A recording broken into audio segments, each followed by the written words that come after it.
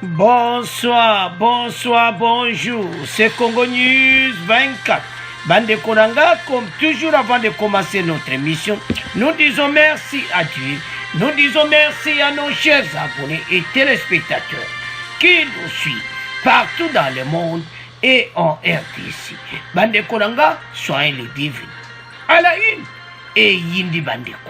Entre Tony Mwaba et Alingeti sur le détournement à l'enseignement primaire et secondaire Bandeko.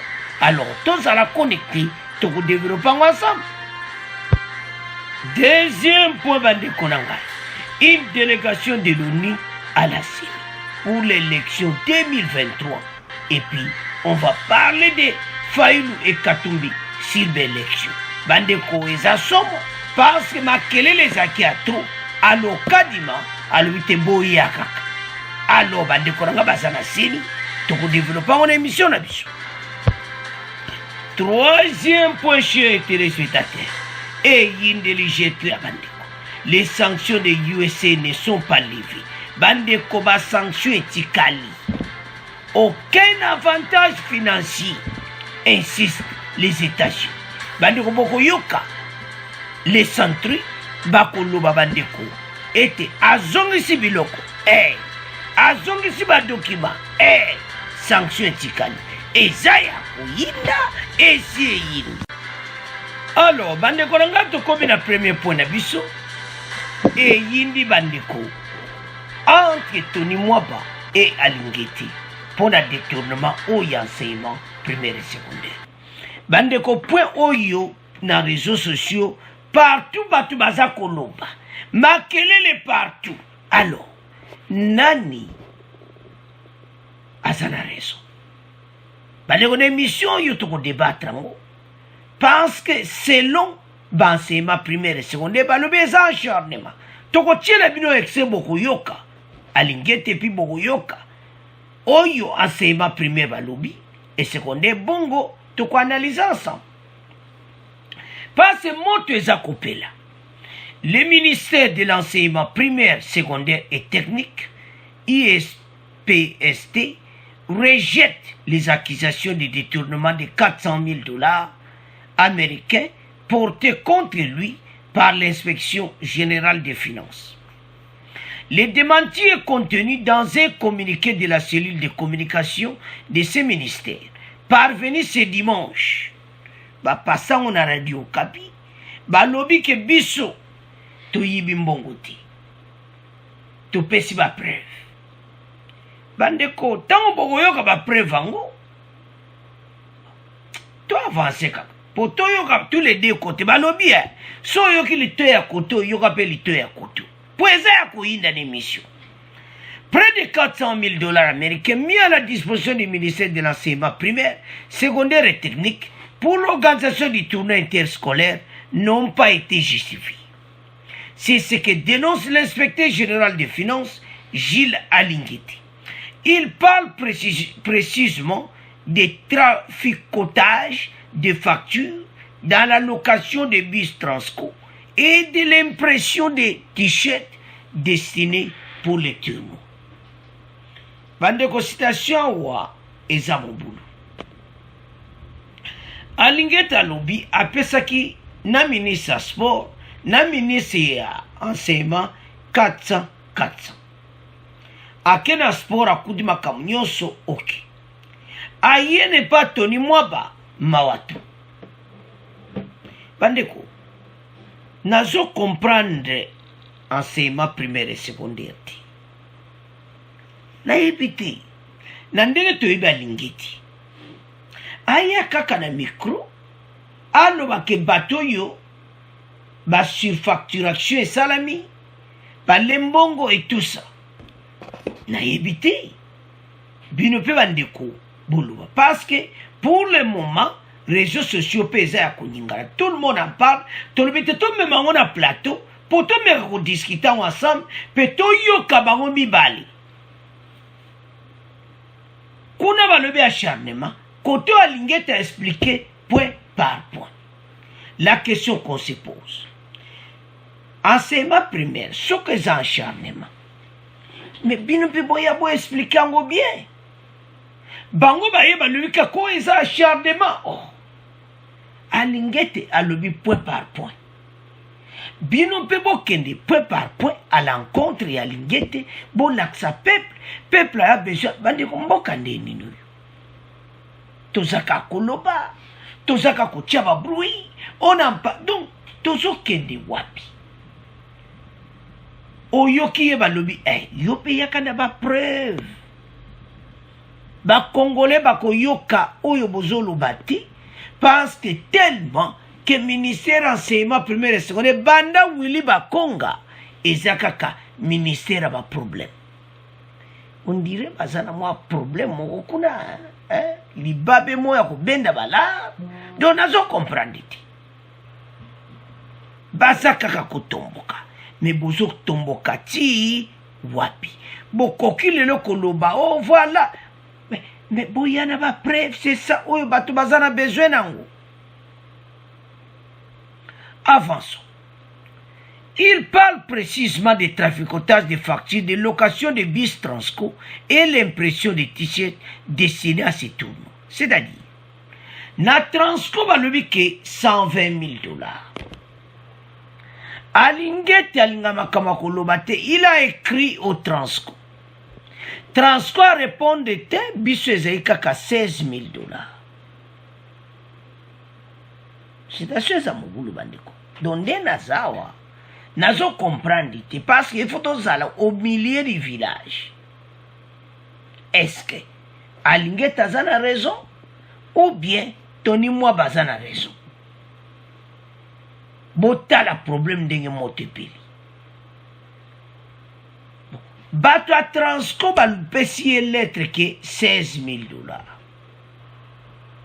Et bien kuna bolobi eza yango. Ce n'est pas possible. Alors, soko eza yango ti. Bakende na Transco baloba te $16,000 bokome ya lingete eza fou. Tala preuve yango bo pesa biso lettre que ne pas lingete to lakisa to loba voilà eza nango bongo te tala version ya solo.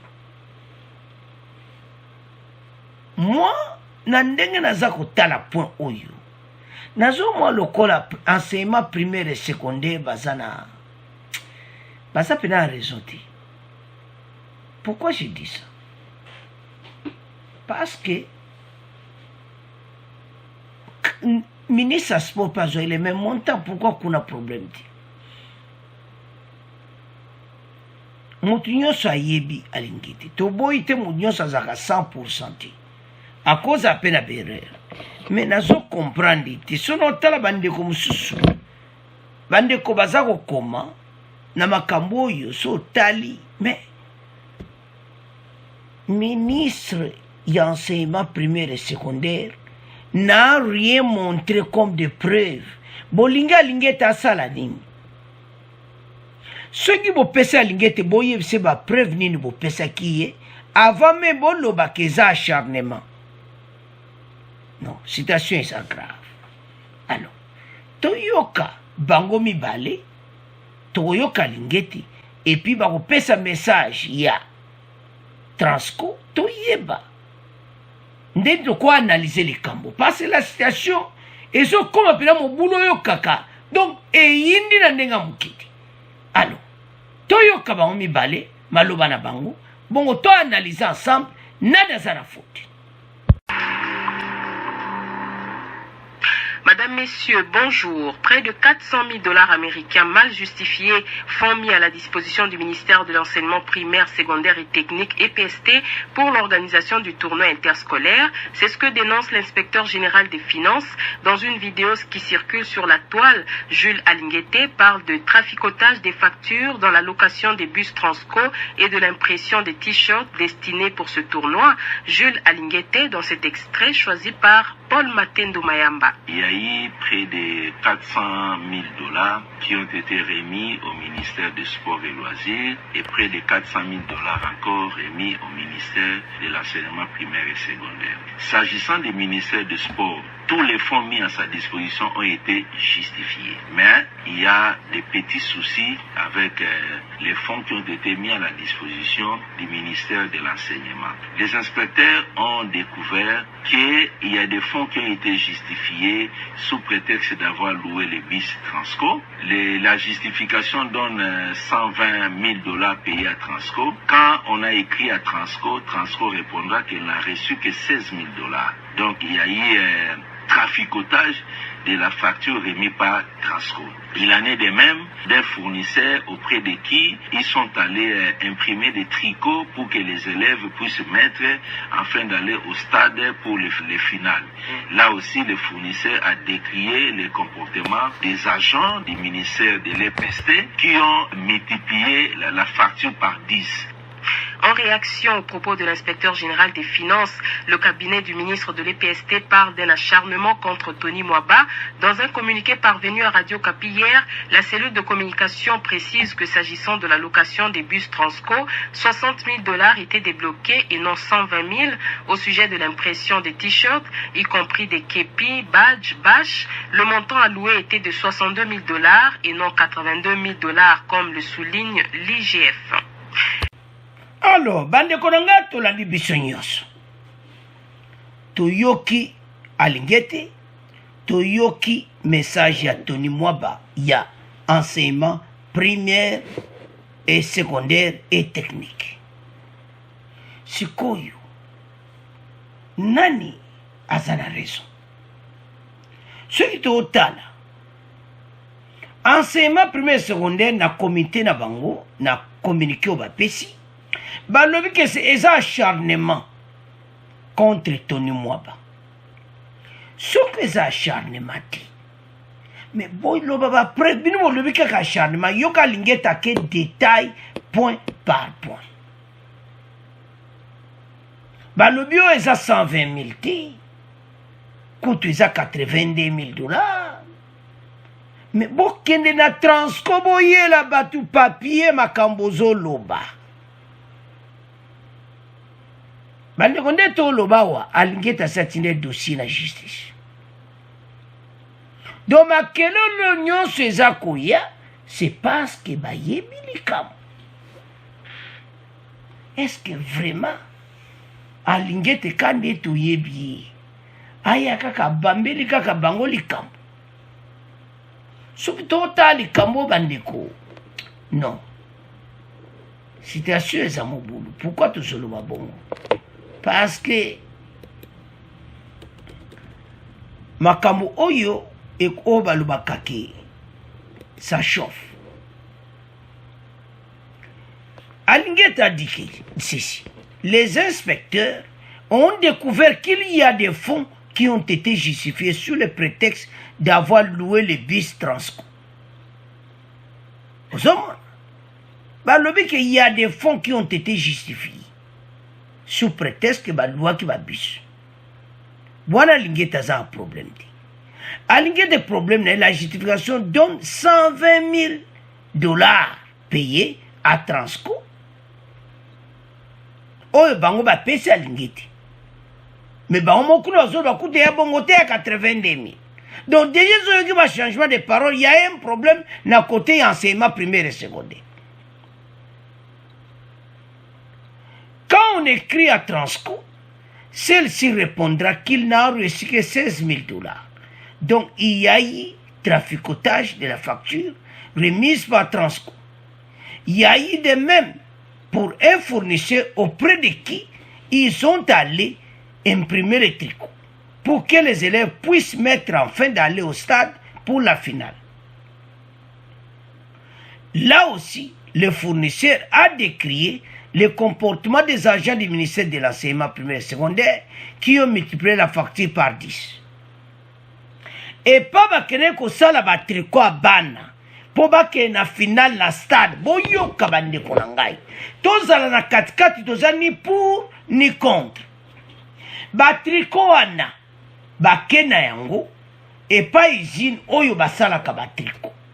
Bakoma na usine, ba usine wana ba tombo ki mabe. Balobi na lingete non. Prix wana eza fois 10. bokanisi bato basala batriko usine wana bakosela kaka toni mwa bamakambo babambela kaka enseignement primaire et secondaire makambo balobi basepeli te na comportement ya enseignement primaire et secondaire facture ezalaki bongo te oyo ezali lokola fois 10 ce que alingi te dit c'est ce que le parole euti na société oyo esalaki batriko botala mboka na biso après bango baye na média balobi eza acharnement politique. Est-ce que bandeko na ngai eza vraiment acharnement politique? Alingi te akokosela bino makambo sur quoi? Awa tozokotela alingi te tokotala nde selon ba version. Tu vois? Dans un communiqué, la cellule de communication du ministère précise que, s'agissant de la location de bus Transco, 60 000 $ étaient débloqués et non 120 000 $. Oh, tala, boya kaka na mbongo. Ce qui 60 000 $ place eza, boya kozong sa mbongo. Ba Congolais bazana besoin mbongo zonga na trésor public. Parce que je ne comprends pas la situation soto otala yango tozo mona vraiment que bazana problème sérieux o balubaka ke e yindi na enseignement primaire et secondaire et puis e yindi entre Tony Mwaba et Alingeti Tony Mwaba le beza acharnement. Oh, il a biso ba preuve au sujet de l'impression des t-shirts y compris les képis badge, le montant alloué était de 62 000 $ et non 90 000, comme le soulignent les inspecteurs de l'IGF. Comme le soulignent les inspecteurs de l'IGF. Donc, situation oyo bandeko. Donc, on a vanitisi nabi, mais aider c'est ok nango wapi. Même à ta mwana mukiango. Sozo talaka dossier. To bona biso to côté la mutu mais soko tali kaka dossier oyo biso linga ka vérité tozo mona nana sana foti. D'abord les justifications ba on ba pesa ki et pas lingete liboso et 120 000 $. Après balande non na communiquer na ba beza bongote eza 90 000 $. Sikoyo kosanga na kosayo. Donc entre bino bon comme il a problème je ne sais pas si c'était une autre équipe qui ont donné les montants et une autre équipe aussi qui ont donné les montants, on ne sait rien. Mais notre biso totala o eza na mesa bandeko soki na justice tia justification na mesa o tozoyoka wana nyonso tozomona place ba justifier yango ti tozo mona kaka kio voilà bwena bweno situation eza bongo te bandeko tala dossier toza nango wana eza ba dossier moko oyo makambo ebanda kala. Vous vous souvenez kaka enseignement primaire et secondaire bakonga de même situation et tout ça bon oyo nan tozo kaka ba discussion. Siko tango ekoma na justice wana lokola ligeta sa pese na justice tango bango tubakene kosamba toyeba nani aza na raison parce que oyo alobi non au sujet il y a impression à t-shirt le montant alloué était de 62 000 $ et non 82 comme le soulignent les inspecteurs du GF. 62 000 $. On a évité. Pour ne pas de t-shirt ou tout bon. Bandeko situation zawa ezaka mobuluka soto otala. Tozo mona ke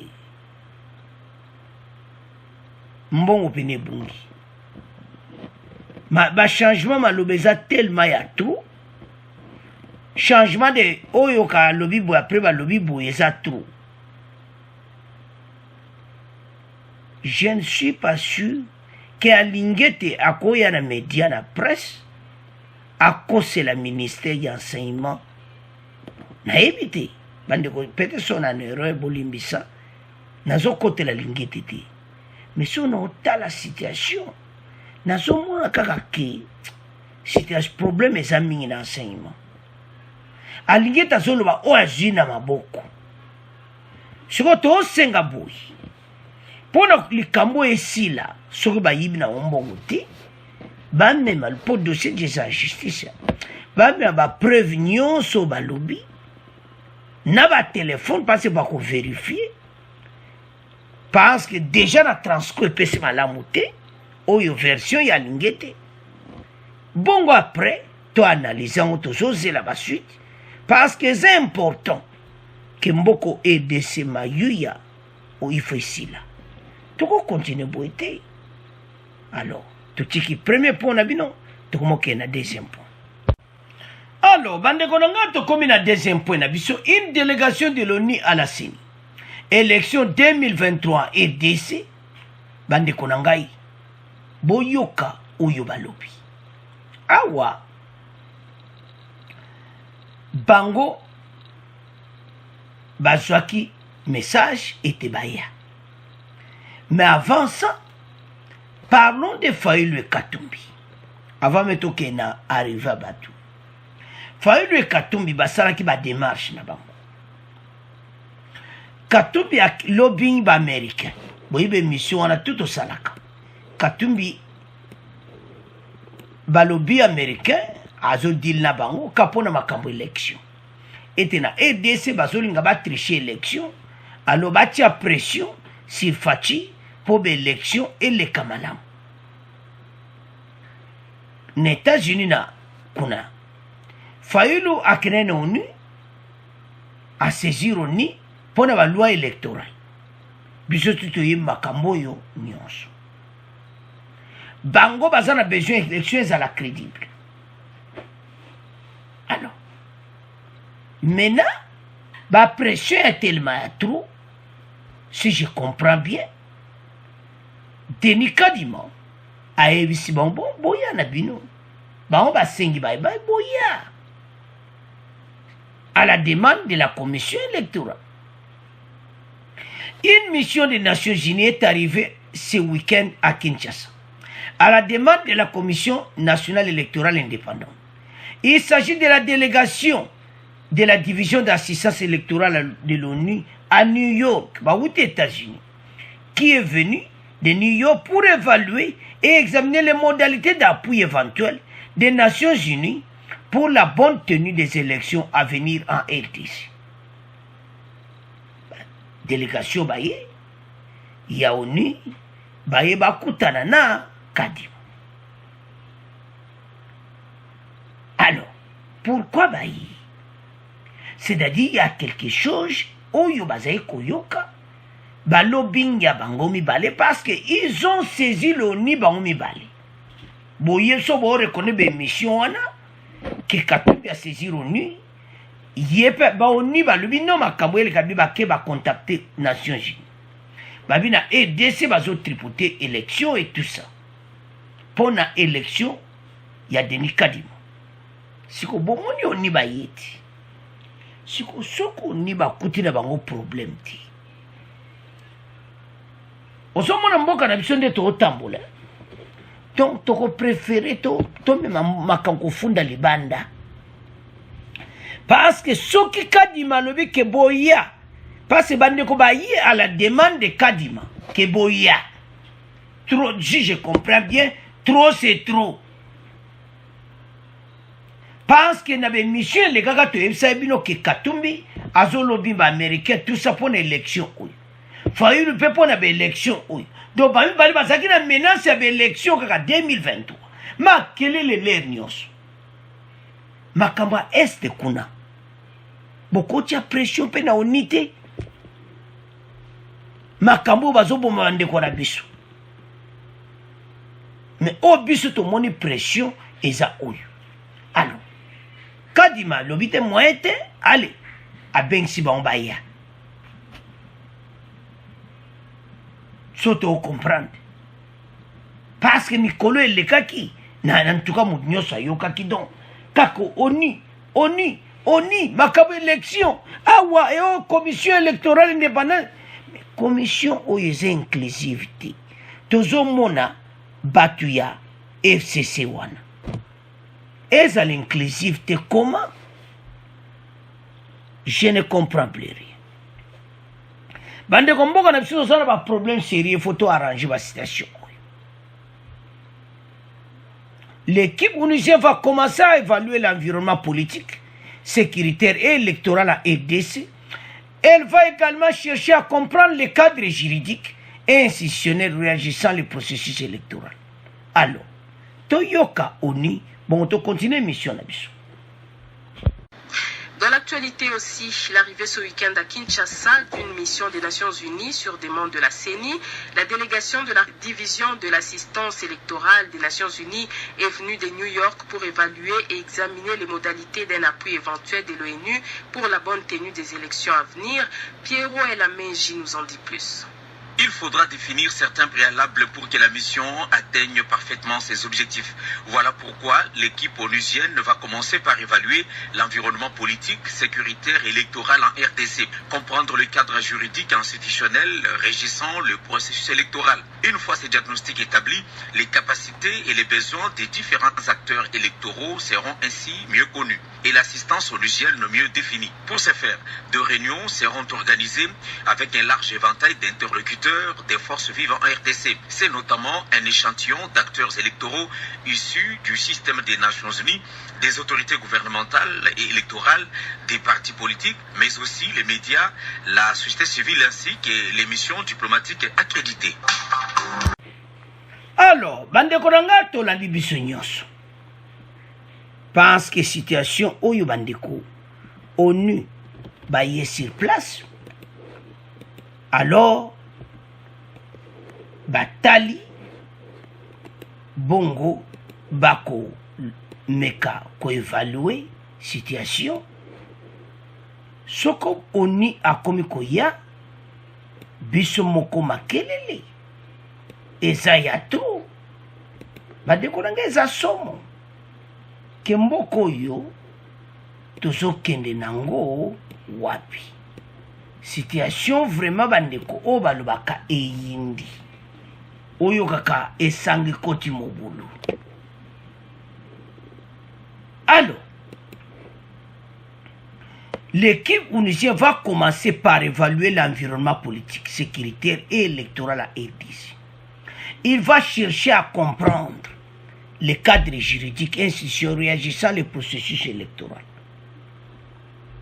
Biso za pays indépendant. Ce que le cas dit makumo benga bateau boye. C'est parce que pression, il y a bazo monaka qui. Donc je ne comprends pas. Il y a un gouvernement sur botika baya. Benga bango baya. Kadi malobi na bango boya.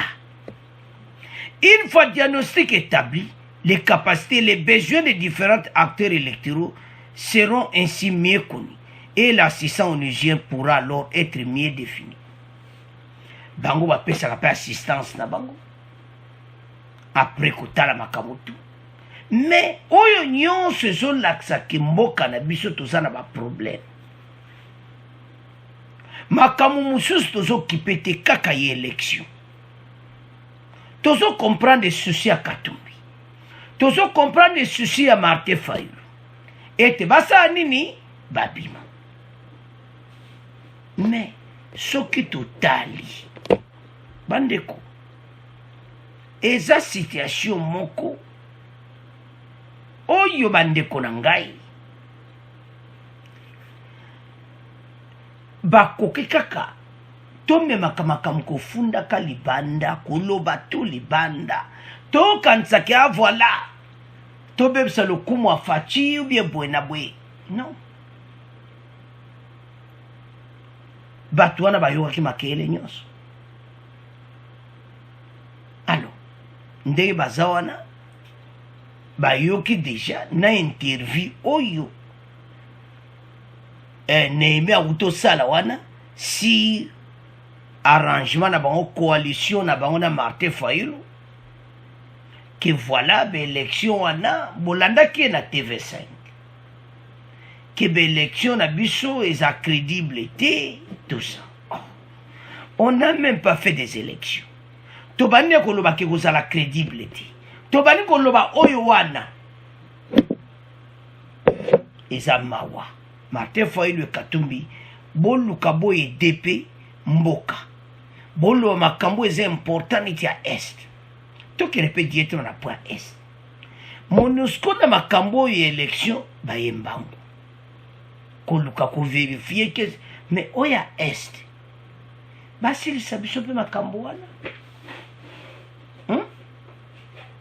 Botala. Makamu souffre bazambangu koyeba dossier kotala tout ça. Mais bokene na bo vérifier pe wana. Mboka EDC. Toujours kende wapi. Bande konanga nous avons un problème sérieux. Et ça problème moko il faut bisogno totala. Comment ni mboko zo tambola parce que makambo zo le karamboka na biso zo sana soni. Le kola basi basala ki bloc na bango.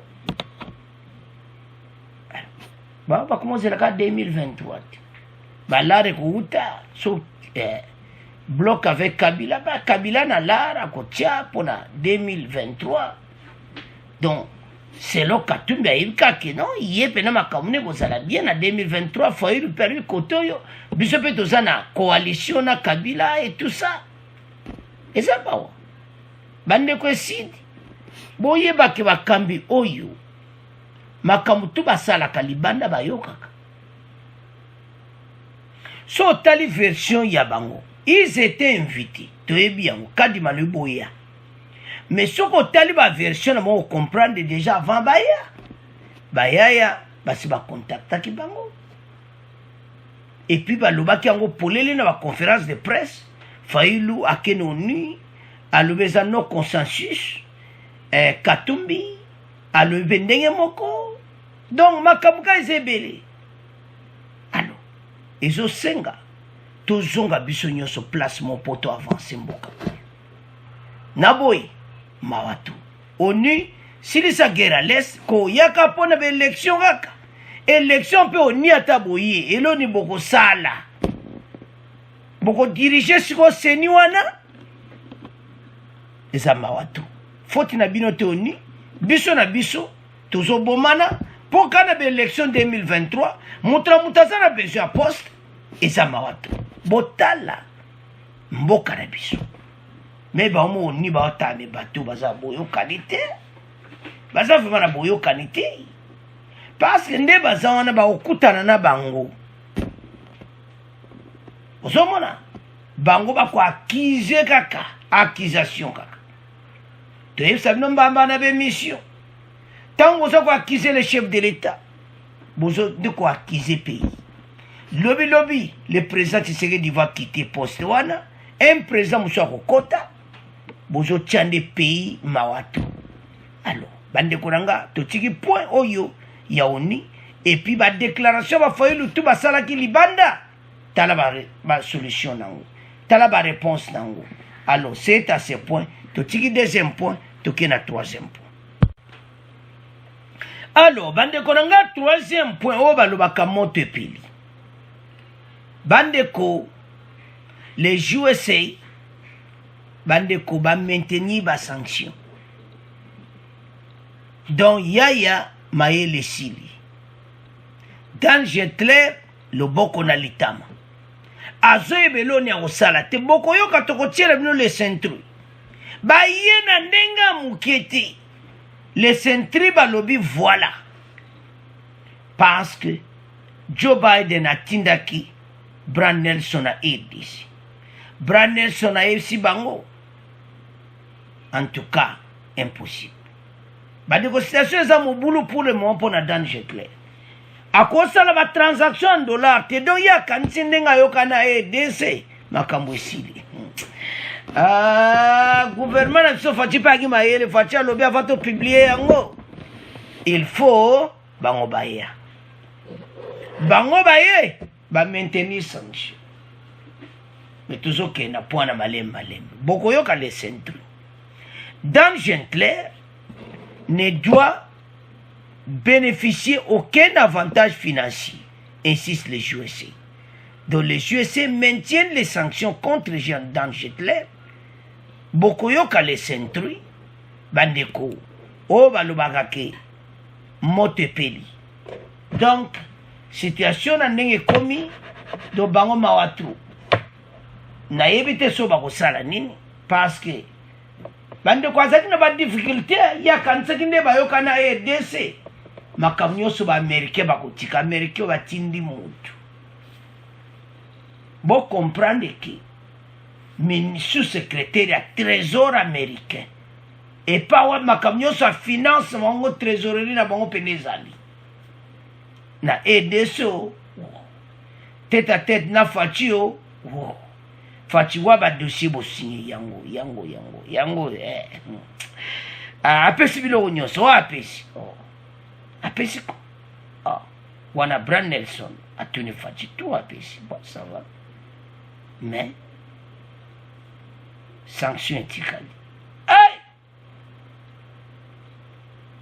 j'ai très la leli na monoko ya mboka a regretter bandeko les centrines pena mutu bayindisi ce qu'ils ont dit tant bokoyoka boloba mais boye c'est impossible bakoki koyoka ata ye oazoloba te.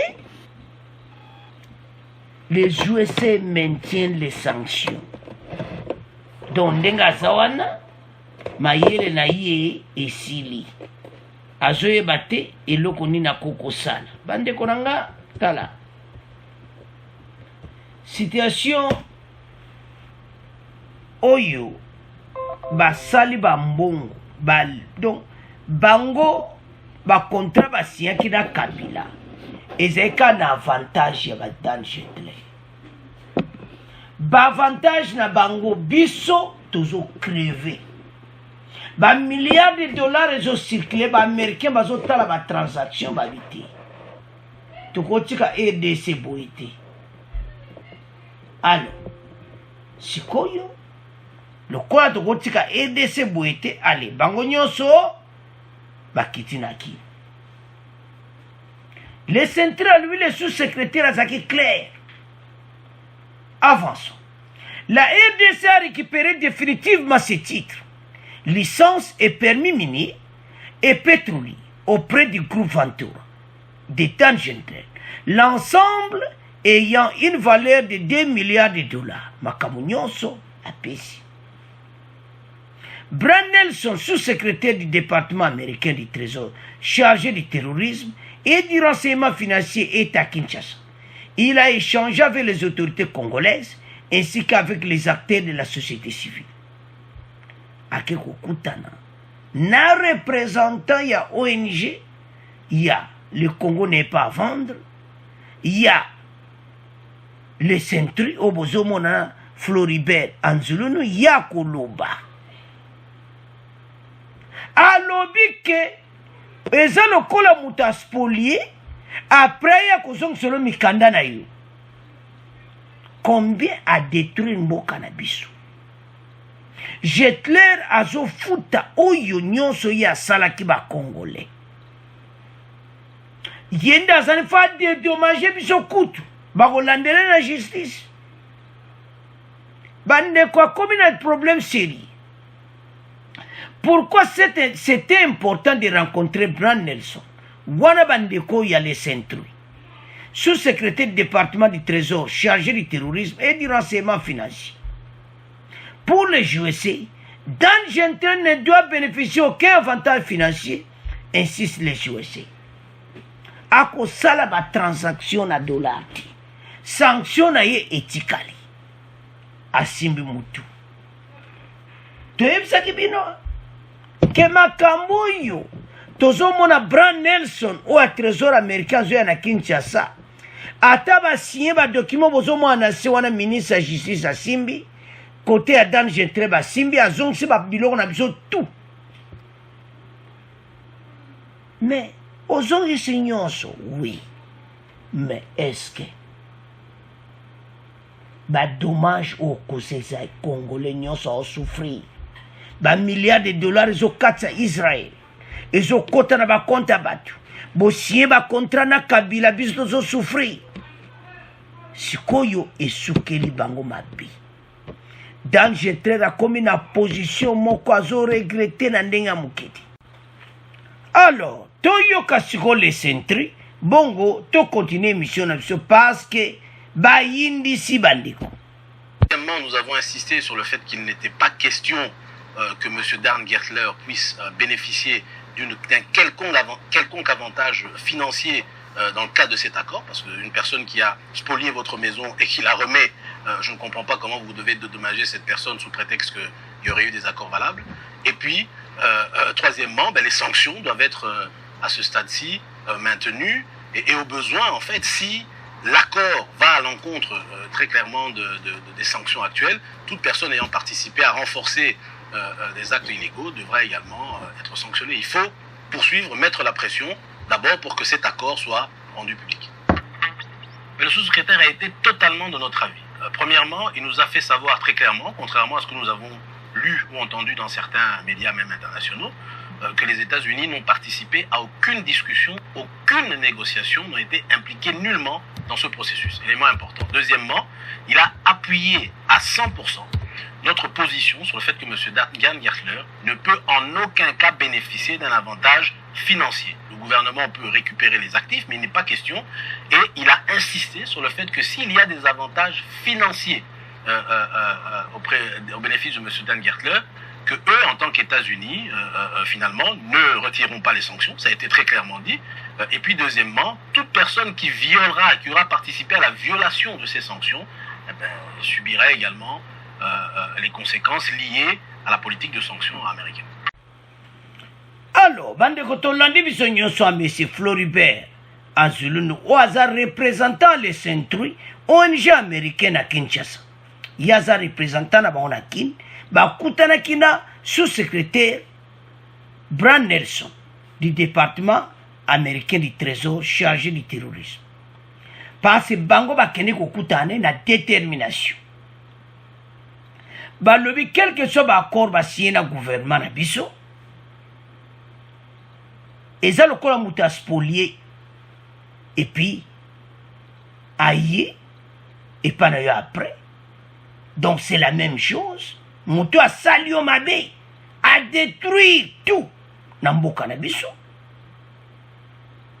Alors basengaki ba maintenir ba sanction. Mais les Américains ont une position à côté à Bongo. To landi wana. Que to maintenir ba sanction. Biso to tikala ko solo la na yete. Ozomona sikoyo. Makamusu to zongo mona be écrit voilà. Aza okutana na ba Américains ko solo la non. Bango ba bamba les sanctions à partir à wana li solo pesati. De onyos to zoyo kana ki o voilà. Il y a sur le trésor américain, donc Zainango, donc Kamawatu. Donc il n'y avait rien. Bango batiko sur la naïeti, donc dossier naïe, et ça toujours na sanction. Donc à bénéficier aucun avantage financier. Bandeko, bon comprendre que la transaction, la majorité, ça la en dollars. Ce que moi, ça la $1 exact. Donc, comme la situation moko, oyo bazo luka, et pas wapi, ya combattant. Bandeko, makambo sana kaba Congolais, makambo tolo bango polele, tala, nzabalinga abiso. Tala ba Américain, botale pa ba wuti musika. Bayetina RDC type wana mboka uyo ezana ba problème mboka na ezana pauvreté yaya azako benda bala zomona et puis mokolo ya zongse ba document to lana discours nai ke asangi ba congolais ba limbisai na nyonso ya salaki to landaki biso nyonso mokolo basiaki ba contrat wana nde bozomwana si wana directeur ya bureau ya président et ministre ya justice pour bazongisa biloko ya ADC. Alors eloko eza grave eza que ye azo reconnaître oui adetournaki mboka adetournaki azwa faux contrat makambo ya faux contrat oyo yango le na oyoka Nehemi Mulanya azoloba bato batanga comment bosala ba faux contrat na israélien abendi ebela ba milliards de dollars bandeko situation eza pasi oyo okaka ke donc babendi des milliards de dollars après ba situation ya boye non bandeko nanga totala makambo oyo parce que mboka oyo koko avancer boye ti botika kola bango le passé mboka esi ekufa tolingi makambo wana eya na temps faci te ekomi tato otonga mboka na 145 territoire balara EDC kotaka na trésor public nde tozoyoka ke bareserve ezomata mpo kongola me ya kojuire oyo nyonso eza na mboka na biso bandeko ça fait mal mais des infrastructures banzela non ce n'est pas possible hein komona bainfrastructure na biso mawa tro mais bato mosusu bazozwa bamilliard de dollars ezokende libanda congolais azotikala pauvre soki tolobi oyo tozoloba non toloba te makambo boye baamerikain baza kote wana sagesse akosakana te balobaki eloko te avamba ya eka tozoya bazongisi biloko ya bon tozoya tosolo donc danger très azongi s'attendre parce que moto asima solo ye wana trésor américain ao s'attendre le ya okoma lo bon lokolo ozongisi biloko ya EDC sanction abuo pia nzambe na ngai oyo kaka mbata donc nasi nayebisi bandeko na ngai ndenge aza nazoli nayebi te so alali wapi tolandi bandeko wana ya centre donc ndenge aza wana na ndimi te aza na pongi mikolo danger tre azo regrete bandeko aexplikaka alobaki ke akomi na problème moye asala batransaction en dollar te bambongo nyonso makambo to eza bloqué les affaires eza bloqué alors Bran Nelson alobi boye tolandi les centres et les USA maintiennent les sanctions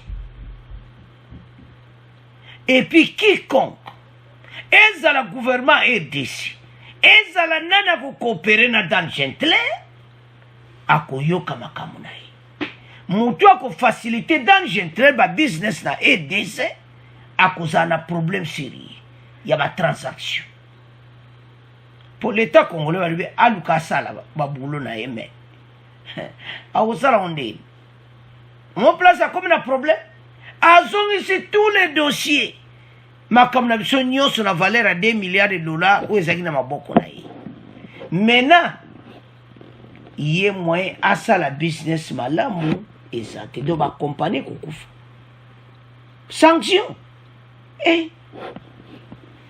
okosala transaction te okofuta bato na yo wana koma mbongo mpo ebima na EDC ebimaka $. donc aza na problème sérieux bandeko na ngai ntango aye bakutani na faci nde bozomona bapesani mbote Bran Nelson akutana na faci alors monsieur le président il a tout remis faci à lui il a tout remis nyonso a remettre na biloko te oui nyonso na ya pétrolier na ya baminier to azongisi ça va bon sikoyo topesa réponse bandeko réponse ekwei eza lokola babeti yo mbata nsima dikoshi ba donc tant je tremble nayebi te aza na problème sérieux bandeko akomi milliardaire na ABC paraît-il nga nayebaki avant te mais bandeko bato bayebi balobi ke ayaki azaki na bongo te aye comme un commerçant nyonso israélien mais lelo akomi milliardaire na RDC mais yo congolo ozolia Thomson tala Dan Getler akomi mvwama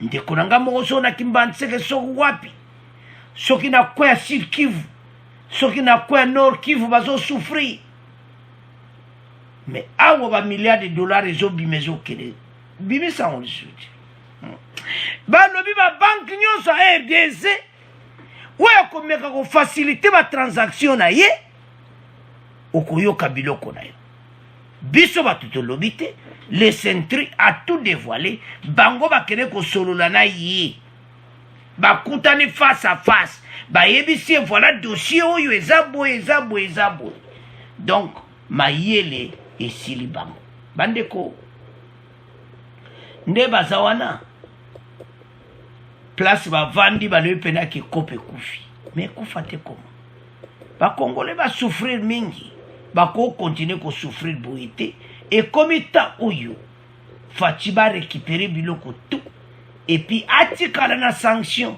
bo bambongo ayibiyibi biso omusuku toyebi te o wana tomoni azongisi oyo toyebi bongo toyebi te afuta yango wana eza kwa prison na ye po oyo azwi mosusu toyebi te toomonaka azongisi biloko tu bongo oyo azwazwa félicitation yango États-Unis moko tobetela États-Unis maboko bayebi mpena konyata biloko sanction ozoyoka kutu Poutine kuna ye mo amoni mpena ke eyeli ngai na makambo ya guerre ya Ukraine babeti ye sanction bongo yo siko wana eza gouvernement bongo yo siko individu babeti o sanction mais yaya mpena bafaire tu ekufi ndenge aza wana donc oyokaka mayele esili oyoka mutu nayebi te eloni ya kosala donc bakope nyonso azaki nango